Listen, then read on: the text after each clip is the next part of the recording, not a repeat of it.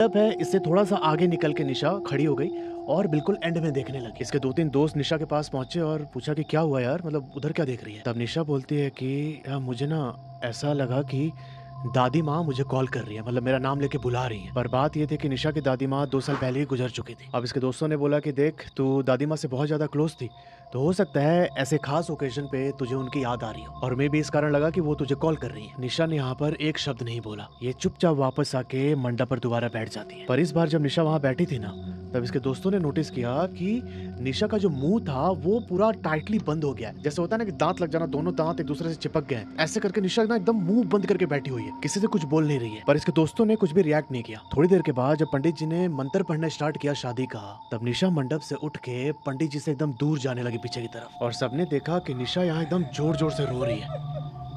लोगों को लगा कि शायद शादी के बाद ये अपना घर छोड़ के जाएगी, मे बी उसकी याद में रो रही हो, या फिर इसे अपनी दादी माँ की याद आ रही है इसके लिए रो रही होगी। भाई साहब इसके दोस्त जाते हैं उसे मनाने के लिए और तभी निशा जमीन से 4 फीट ऊपर उठ जाती है हवा में और एकदम जोर जोर से हंसने लगी चुड़ैल के जैसे।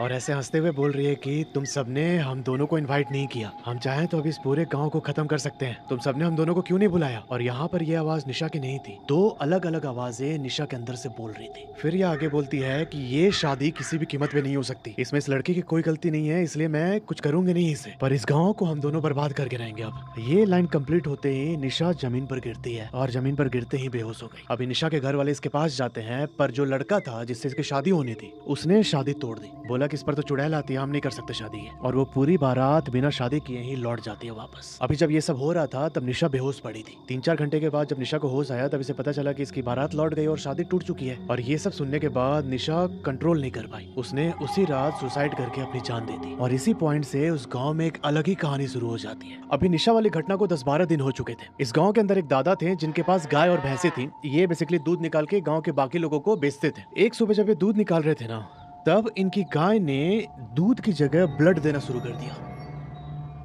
ये देख के चौंक गए एकदम कि भाई ये क्या हो रहा है। पर ये घटना तो बस शुरुआत थी किसी बहुत ही बड़े अनहोनी की। ये दादा भाग के बाकी गांव वालों को बताते हैं कि ऐसा हुआ, अभी गाय ने ब्लड दिया है दूध की जगह। किसी को समझ में नहीं आया कि क्या हो रहा है। तब उसी गांव के एक आदमी ने बोला कि हो सकता है गाय को कोई बीमारी हो गई हो, अब जाके डॉक्टर से एक बार दिखवा लीजिए। उस आदमी ने यह भी बोला कि शहर के अंदर एक वेटनरी डॉक्टर बैठता है, अब जाके उससे बात कीजिए तो वो ना कुछ दवाई दे देगा जिससे गाय ठीक हो जाएगी। दादा उसी दिन दार्जिलिंग पहुंचते हैं। वहां पर ये डॉक्टर से मिले, अपने गाय को जो भी हुआ था सब कुछ बताया और उसके लिए दवाई लेके वापस गांव लौट रहे थे। गांव लौटते लौटते शाम हो जाती है। ये अभी उसी गांव के सरकारी स्कूल को क्रॉस कर रहे थे। रोड पर एकदम अंधकार छाया हुआ है और तभी भाई साहब इनके सामने एक औरत पूरे दुल्हन के अटायर में खड़ी हो जाती है।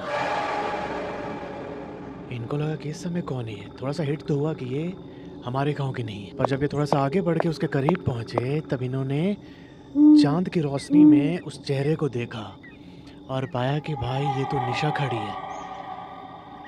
ये नज़ारा देख के दादा के शरीर में एक ठंडी लहर दौड़ गई एकदम। इनकी हिम्मत नहीं हुई अपने गांव की ओर जाने की। ये भाग के स्कूल की तरफ जाते हैं और स्कूल पार करके जो आगे दूसरा गांव था वहीं पर जाके इन्होंने रात बिताई। अभी दादा अगली सुबह गांव पहुंचते हैं और जाके उन्होंने सारी बात बताई कि रात को कल निशा दिखी थी मुझे रोड पे। तब गांव वालों ने इसे ज्यादा सीरियसली नहीं लिया, उनको लगा कि अभी अभी ऐसा हुआ है तो मे भी वहम में इनको दिख गई होगी वो। पर ना यहाँ पर चीजें बद से बदतर होने लगी थी। वो निशा जो लड़की थी आए दिन किसी ना किसी को उस स्कूल वाले रोड पर दिखाई देने लगी। 1.5-2 महीने बीत चुके थे इस घटना को और अभी गाँव में 2-3 प्रेग्नेंट औरत थी, उनमें से एक का बच्चा डिलीवरी के टाइम ही मर जाता है। और जो गाँव की बाकी 2 औरतें थी जब उनकी डिलीवरी हुई तो उन दोनों के बच्चे भी 3-4 दिन के बाद मर जाते हैं। जो अभी एक गाय दूध के बदले खून दे रही थी, ये सिम्टम्स बाकी गायों में भी दिखने लगे। गाँव में बहुत ज्यादा पैनिक का माहौल हो चुका था और इन सबको कोई ना कोई परमानेंट सॉल्यूशन चाहिए था। पर यहाँ पर गांव वालों को लगने लगा था कि जो इनका एक डार्क पास्ट रहा है वो शायद अब वापस आ गई है इनको हॉन्ट करने के लिए। अभी गांव वाले चाहते तो थे कि कोई पंडित या मौलवी से दिखा के इस समस्या का समाधान हो जाए, पर दिक्कत ये थी कि ये जितनी बार भी उस एंटिटी को रोकने का प्रयास करते उसकी शक्ति और ज्यादा बढ़ते जाती थी। ये घटनाएं और फ्रिक्वेंट होने लगी थी। और इसी बीच एक दोपहर सुप्रिया के घर में घटना घटती है और यही उस गाँव के फेट का टर्निंग पॉइंट होने वाला था। मैंने बताया था ना आपको कि गाँव के बाहर वो स्कूल है, फिर उसके पास एक पीपल का पेड़ है। उस पीपल के पेड़ पे अक्सर वहाँ के लोग जाकर पूजा करते थे, पर ये कुछ दूसरे तरीके की पूजा होती थी जो इस गांव के एक बहुत पुराने पंडित ने गांव वालों को बता रखा था। अभी इसका कॉन्टेक्स्ट भी आपको आगे समझ में आएगा। तो सुप्रिया की मम्मी एक सुबह 9 बजे उस पीपल के पेड़ के पास पहुंचती है पूजा करने, और जब ये वहां पहुंची तब इन्होंने देखा कि किसी ने उस पेड़ के 2 ब्रांचेस के बीच में एक काला कपड़ा रखा हुआ है। इनको बड़ा गुस्सा आया कि किसने ये बदमाशी की है। इन्होंने अपने लेफ्ट हैंड से वो कपड़ा निकाल